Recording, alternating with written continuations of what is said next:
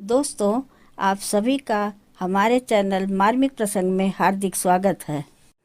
भगवान शिव शंकर के 10वें ज्योतिर्लिंग श्री त्र्यंबकेश्वर जी के गौतमी तट पर मंदिर में दिव्य ज्योतिर्लिंग अपना एक अनोखा रूप धारण किए हुए है। उस स्थान पर ओखली जैसा केवल गड्ढा दिखाई देता है। उस गड्ढे में अंगूठे के आकार के 3 लिंग हैं, ब्रह्मा, विष्णु और महेश जी के। यह 3 लिंग यानी त्र्यंबकेश्वर ही हैं। उन तीनों में से महेश जी के लिंग पर से एक खोंडर का पानी हमेशा बहता रहता है। प्रकृति के द्वारा लगातार होने वाला यह अभिषेक ही है। अहिल्या के पति महर्षि गौतम दक्षिणी ब्रह्म पर्वत पर तप करते थे।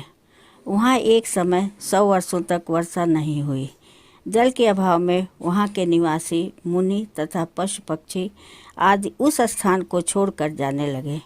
ऐसी घोर अनावृष्टि के कारण गौतम जी ने 6 मास तक प्राणायाम द्वारा मांगलिक तप किया, जिससे प्रसन्न होकर देव वरुण ने उन्हें उनका मनोवांछित जल देने का वरदान दिया।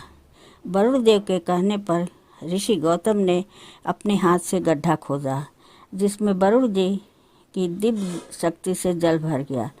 देव वरुण ने कहा, तुम्हारे पूर्ण प्रताप से यह गड्ढा अक्षय जल वाला तीर्थ होगा, तुम्हारे ही नाम से प्रसिद्ध होगा और यज्ञ, तप, हवन, दान, श्राद्ध और देव पूजा करने वाले को विपुल फल देने वाला होगा। उस जल को पाकर वहाँ के ऋषियों ने यज्ञ के लिए वांछित व्रीहि का उत्पादन आरंभ किया। एक बार गौतम के शिष्य उस गड्ढे से जल लेने गए तो उसी समय वहाँ अन्य ऋषियों की पत्नियाँ भी जल लेने आ पहुँचे और पहले जल लेने का हठ करने लगी। गौतम के शिष्य गौतम की पत्नी को बुला लाए और उसने हस्तक्षेप करके शिष्यों को पहले ही जल लेने की व्यवस्था की। ऋषि पत्नियों ने इसे अपना अपमान समझा और जाकर अपने पतियों को भड़काया। उन ऋषियों ने गौतम से इस अपमान का प्रतिशोध लेने के लिए गणेश जी का तप किया। गणेश जी ने प्रकट होकर वर मांगने को कहा। इस पर ऋषियों ने गौतम के अनिष्ट की कामना करते हुए उसे वहाँ से अपमानित करके निकालने की शक्ति देने का वर मांगा। गणेश जी ने परोपकारी महात्मा गौतम, जिन्होंने जल लाकर उन ऋषियों का कष्ट दूर किया था, के प्रति दुर्भाव न रखने का ही अनुरोध किया, परंतु ऋषियों ने हट पकड़ने पर गणेश जी ने उनकी प्रार्थना स्वीकार कर ली और साथ ही उन्हें परोपकारी महात्मा गौतम को कष्ट देने का दुष्परिणाम भुगतने की चेतावनी भी दी। एक दिन गौतम जब व्रीहि लेने गए तो एक दुबली पतली गाय खड़ी थी। गौतम जी ने लौ की लकड़ी ज्यों ही गाय हटाने के लिए मारी, त्यों ही गाय गिरकर ढेर हो गई। बस फिर क्या था, ऋषियों ने गौ हत्या का पाप गौतम के माथे मढ़कर उन्हें बहुत अपमानित किया और उस स्थान को दुख ताप से बचाने के लिए गौतम को वहाँ से चले जाने को कहा।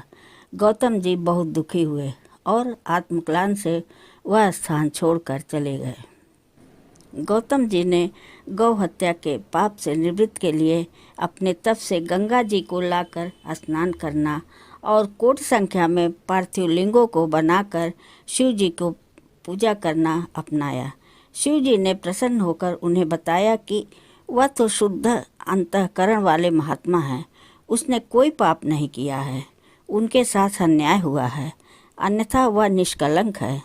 शिव जी ने गौतम ऋषि से वर मांगने को कहा तो गौतम ने शिव जी से उसे गंगा देकर संसार का उपकार करने का वर मांगा।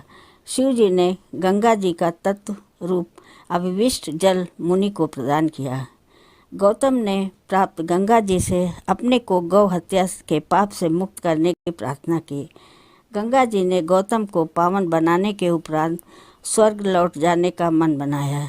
इस पर शिव जी ने उन्हें कलयुग पर्यंत धरती पर रहने का ही आदेश दिया। तो गंगा जी ने उनसे प्रार्थना की कि फिर आप भी पार्वती जी सहित पृथ्वी पर निवास करें। संसार के उपकार के लिए शिव जी ने यह स्वीकार कर लिया। गंगा जी ने भगवान शिव जी से पूछा कि उसके महत्व का संसार को कैसे पता चलेगा। तब उत्तर में ऋषियों ने कहा कि जब तक बृहस्पति सिंह राशि पर स्थित रहेंगे तब तक हम सभी यहाँ गंगा तट पर निवास करेंगे और नित्य तीनों समय गंगा स्नान कर शिव जी के दर्शन करेंगे। इससे हम दोष मुक्त बने रहेंगे।